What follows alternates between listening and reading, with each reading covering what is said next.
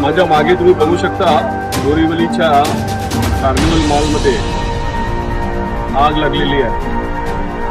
मी fire ब्रिगेडला वारंवार सांगतो, अशा प्रत्येक कमर्शियल स्ट्रक्चरचे फायर ऑडिट हे लिफाफा न घेता नीट करणे आवश्यक आहे।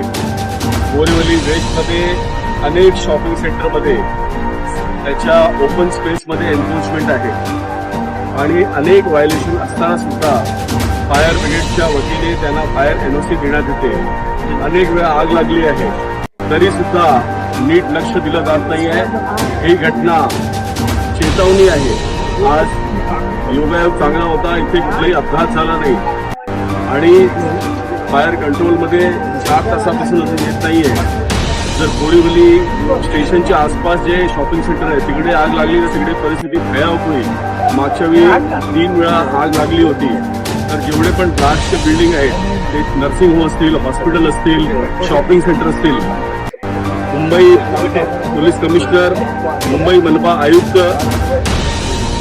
फायर डिपार्टमेंटचे CFO यांना विनंती आहे की त्वरित फायर ऑडिट करा। कॉमन एरिया जो आहे त्यातलं जे एन्क्रोचमेंट आहे ते हटवा आणि मुंबई सुरक्षित ठेवा। धन्यवाद।